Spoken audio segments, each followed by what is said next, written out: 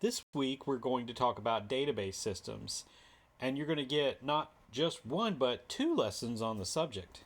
Hopefully, that will help us to cover all the basics, and perhaps we can all learn a little bit more about them. Let's get this underway by defining what a database is. Simply put, a database is a structure which stores information and enables you to pull that information out based on asking it questions. So you may be thinking, oh, my hard drive also stores information, so it must be a database too. While it can have a database program on it, it's not exactly one per se. You see, a database organizes information a little differently. In most instances, it stores data as tables. Each of these tables contains a set of data pertinent to the whole entity of the database. Here's an example. Say that you're a teacher who wants to use a database to store all of your students' info because you're having trouble remembering it all. First off, you would create a table that contains the students' names, and then another table might store their name and their seat assignment. And a further table would not only have the student's name, but also their Chromebook serial number, so you could keep track of those because they get misplaced from time to time. When you connect all of these tables together, then what you have is referred to as a relational database. So called because you can see the relations between the tables when you draw them out. Are you with me so far? Let's look at our student database in more detail so that it becomes more apparent.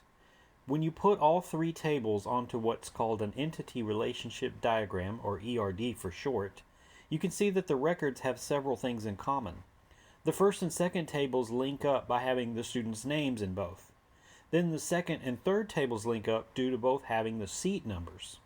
This allows you, as the teacher, to use the database to keep track of things. Let's say student Christy Johnson sits in seat 2, but suppose she is absent today, and you see a Chromebook was placed on her seat. Using the database, you recognize that the Chromebook serial number means it belongs on seat 4 instead. Now let's stop and reflect on some of the information that we've gone over so far.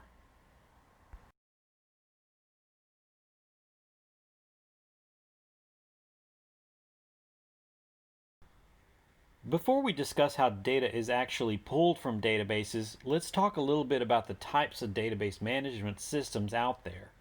For short notation, these are referred to as DBMs. By far, the most common program is Microsoft Access. It's a very simple yet robust program and is great for beginners due to its graphical user interface.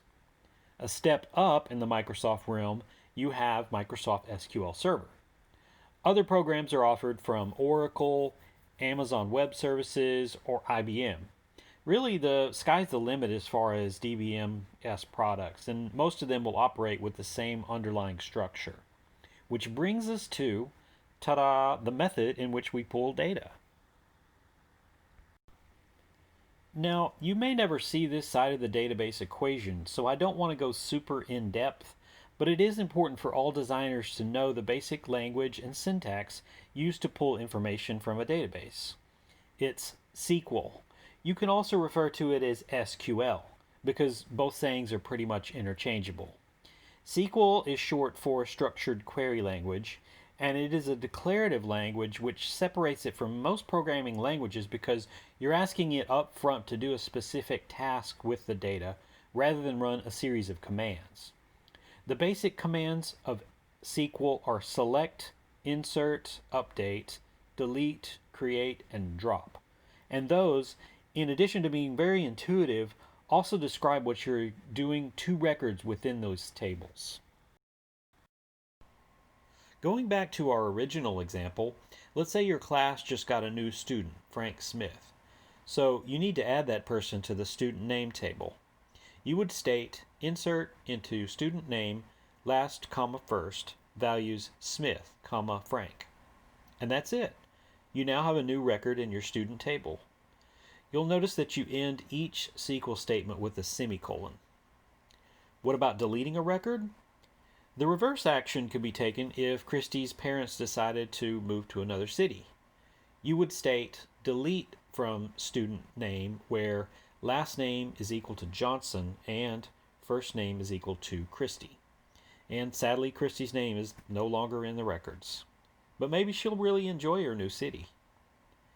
You'll notice that the ending syntax is slightly different on the delete from our insert example, but you get the gist of it.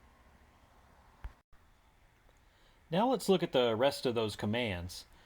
The select command pulls information into reports, which is probably one of the most common features used in SQL, and you may be seeing or using it frequently.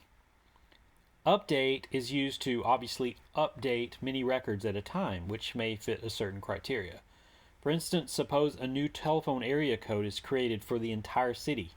You could update everyone's record in one single command rather than changing each one at a time. And lastly, create and drop are used to create or delete full tables that you might not need anymore. Ready for another quiz?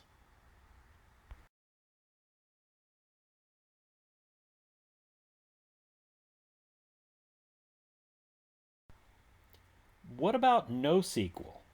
Well, let's touch on that too. While it may sound like a failed attempt to a poorly received movie, NoSQL actually stands for Not Only SQL. To keep up with the ever-changing forms of data, an addendum was created that can store and compare these different types of data. This is especially handy when dealing with web applications. Now, NoSQL databases can be used to combine or relate different schemes of data that SQL is unable to do. A prime example would be if you had a set of digitized photos and you wanted to search for all instances of pictures that had people wearing a blue hat. Being mostly text-based, SQL will probably not be able to do that. The one drawback to NoSQL is that since it is new, it is not as standardized as SQL. You would probably have to learn a proprietary version if you were to go that route. For the last part of today's lesson, we will talk about database design. Putting together a database is a little bit like placing things in individual bins and then placing the bins in different drawers of a filing cabinet. Everything is compartmentalized.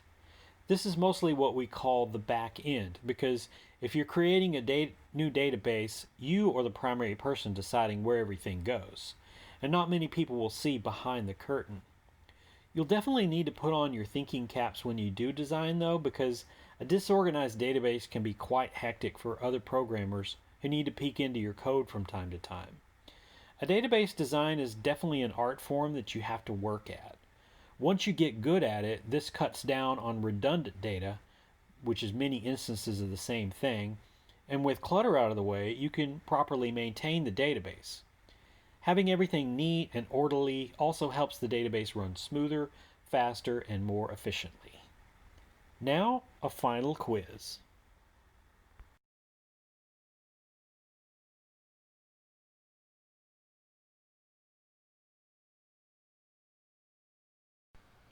Well, that's pretty much it. I'll leave you with one last funny, and I hope that you enjoyed the presentation and learned a little bit in the process. Don't forget to take part in the Padlet that I've created and also post on the discussion board. Thanks, everyone.